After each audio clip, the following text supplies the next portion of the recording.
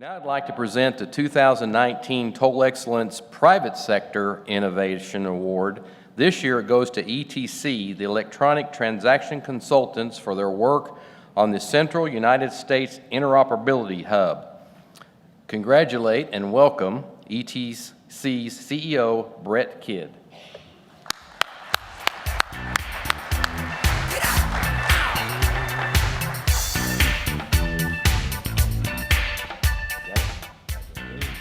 Thank you very much, David. Thank you, everybody from IBTTA for all of the support and certainly for the consideration in this award and actually giving us the award as well. You may be familiar, may have seen some of those award ceremonies where somebody comes up to accept an award for somebody who actually earned it and did the work for it. This is very much one of those situations because I recently joined ETC just a few months ago.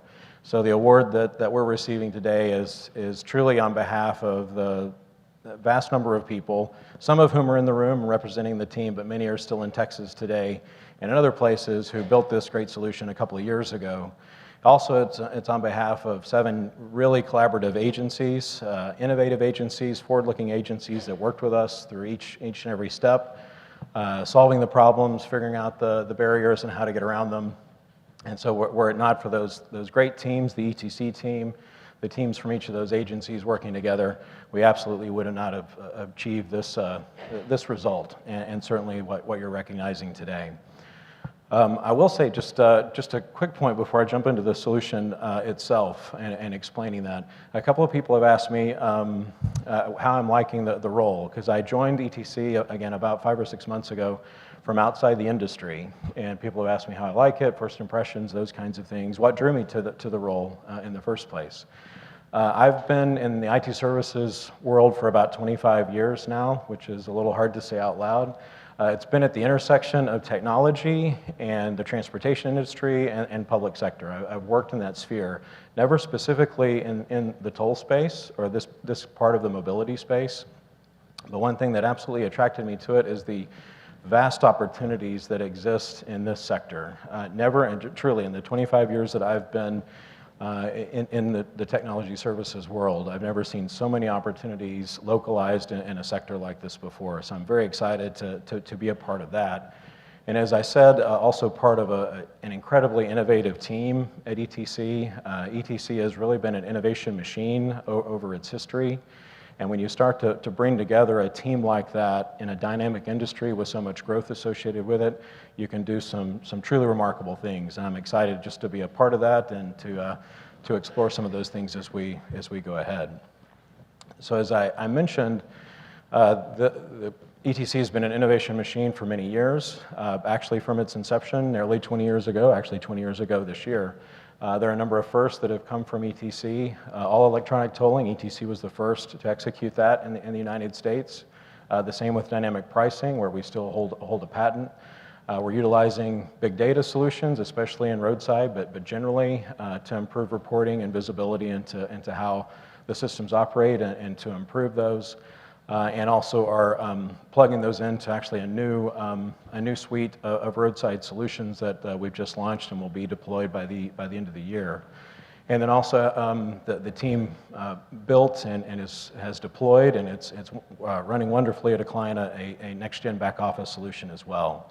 So there's a tremendous amount of innovation that's come from ETC over the years, and so I'm bragging on them a bit because I feel I can do that because I had really nothing to do with it. But interoperability is certainly one of those as well, where ETC maybe not have been precisely the first, but one of the first in leading in the industry. So here's a quick graphic as to how the Central Hub works.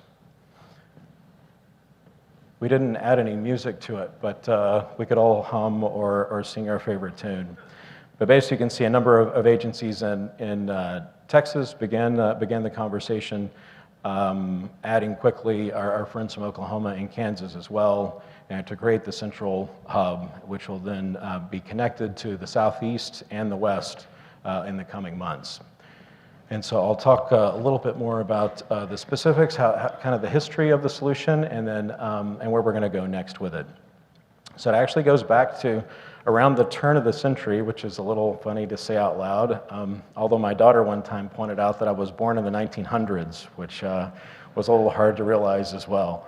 But this goes back to 2002, and again, near the beginning of ETC's history. NTTA in particular, but a number of folks inside the state of Texas recognize that the ability to travel seamlessly across the different tolling agencies was something that we should seek. And so a peer-to-peer network was established back in 2002. But there are certainly limitations associated with peer-to-peer. There's a great deal to maintain across the different members of the community, and then certainly ongoing upgrades and those sorts of things can be difficult, and it's complicated to add new parties to the equation.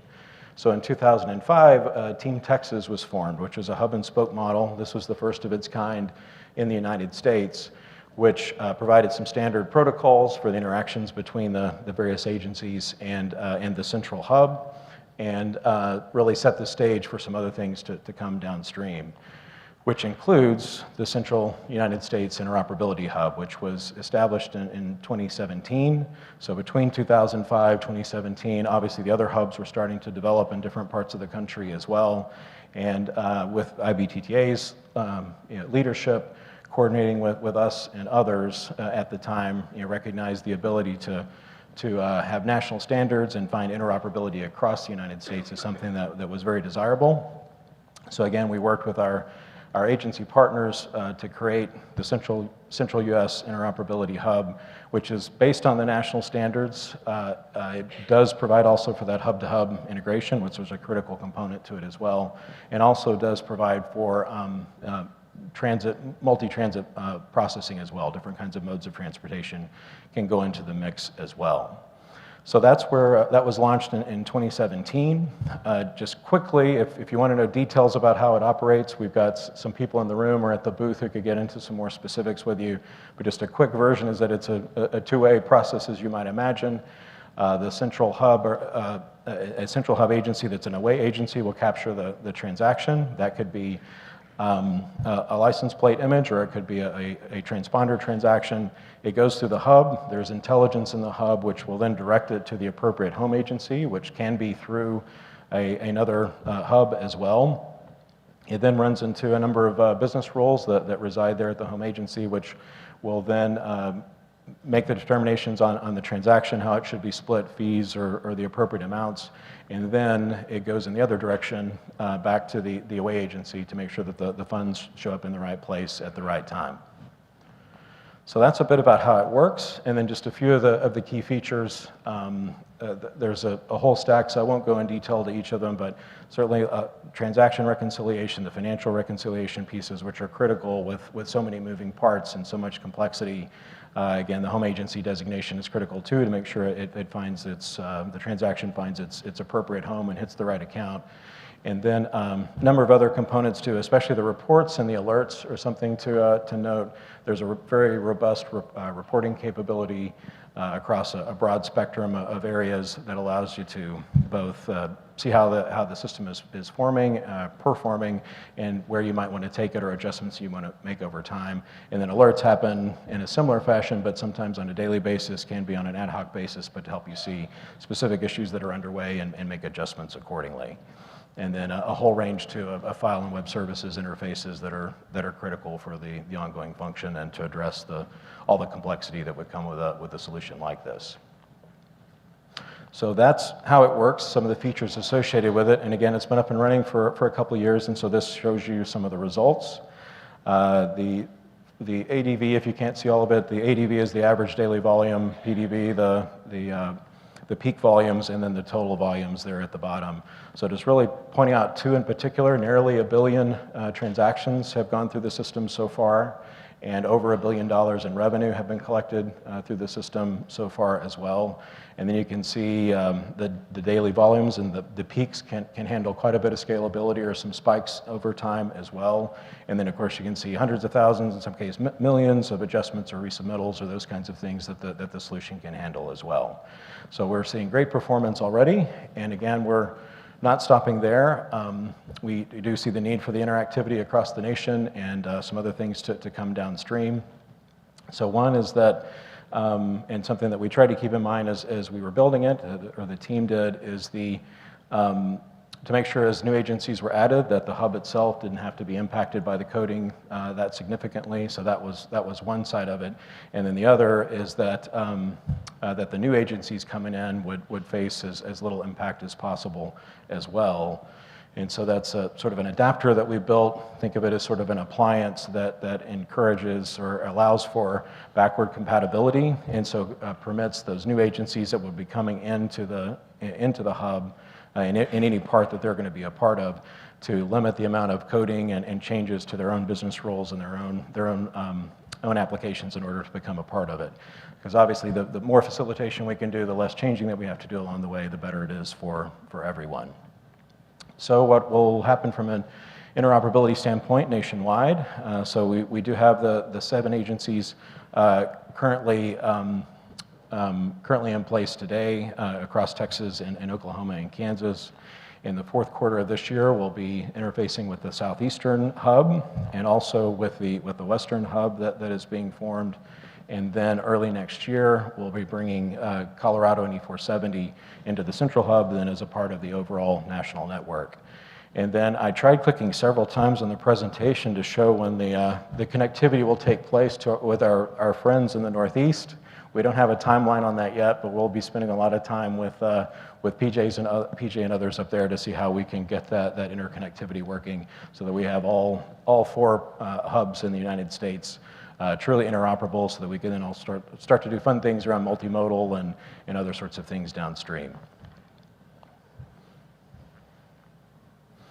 So again, I'd like to come back to the agency partners, because again, this would absolutely not have happened without this close collaboration and the hard work between all the teams, again, fighting through the barriers. Certainly at the very beginning, North Texas Tollway Authority and Hectora Harris County in Houston were formational partners for us in this venture, as has been Texas Department of Transportation, and then the Central Texas Regional Mobility, the Fort Bend County in Texas, but then also Oklahoma and Kansas that have been a part of the hub, as you saw from very early days as well. So these kinds of partners, again, with a fantastic team that ETC has, we can do some really fun things together. And so therefore, we definitely don't intend to slow down anytime soon. You're going to be hearing more from ETC, and that innovation machine is going to keep cranking, and you're going to see some fun stuff on some other topics around congestion, mobility as a service, and some of the other solutions that you see here around multimodal, and certainly a lot more use of big data and AI, because we see the benefit of that across the board. So much more to talk about. We'd be happy to talk about those things with you here, but mainly just want to thank you again for the honor. Thank you certainly for honoring the team and all the work that they've done and the agencies that have been a part of it. Thank you very much, and enjoy the rest of your stay.